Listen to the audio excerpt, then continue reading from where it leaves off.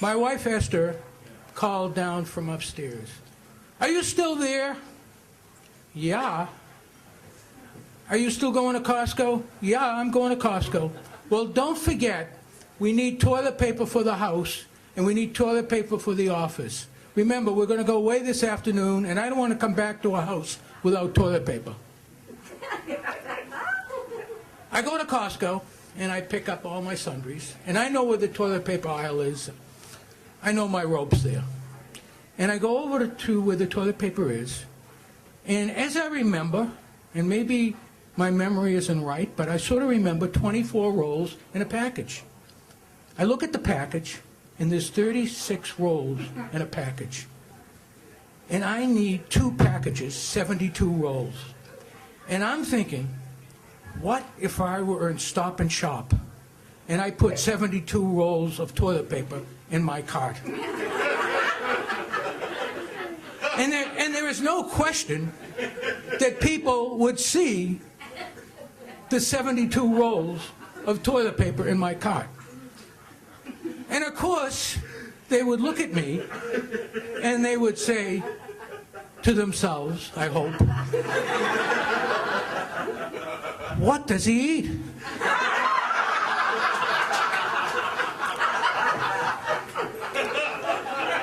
Now I got this cart and I can't see anything because the toilet paper is piled up to here and I can't see in front of me. So I'm looking to the left and I'm looking to the right to try to find the checkout counter. And I'm wheeling this cart. And I finally get to the checkout counter and I go, shoot, to myself. And I push the cart where it says carts and customer over here. And I look in front of me, and there is my next door neighbor. And she knows that there are only 2 people living in this house. And she looks up, and she looks up again. And I am wishing that there were a hole so big that I would never be seen again. She smiles and she says, good morning. But I know she is looking and thinking, what do you people eat? Now I get home and my wife's packed everything and she says, let's go off to the beach. And I said, great. And it was still early.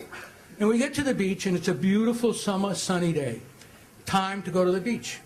And we get to the beach and she says, there's a book that I must finish. So let's go where it's not so crowded because this main beach is mobbed and we'll get sand kicked in our face and I won't be able to read. Let's go to where it's not so crowded.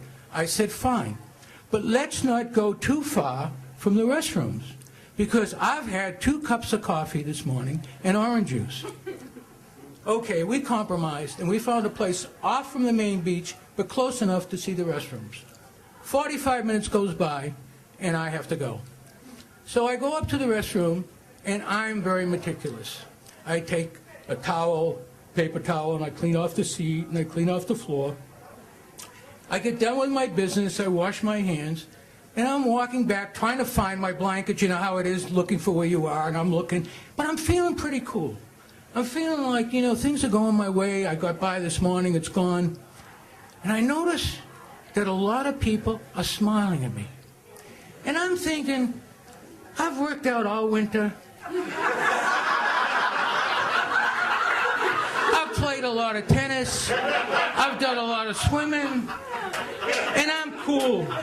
And I'm thinking, they're thinking, for an older guy, he's buff. Well, I get back to my blanket, my wife's reading, and I said, you know, I really had a nice walk back. I said, I got a lot of approving smiles, and I think these people thought I was buff. She puts the book down, and she looks up at me, and she says, hi there, Mr. Buff. There's toilet paper hanging from your bathing suit. Well, that night, we went out with a couple of friends that we had met at the beach. a couple of weeks before. And we're talking about this, and we're talking about that, and then they said, we saw you on the beach today. And I said, oh, really? And they said, yeah, you had toilet paper hanging from your bathing suit. And I said, why didn't you say something? And they said, we didn't want to embarrass you.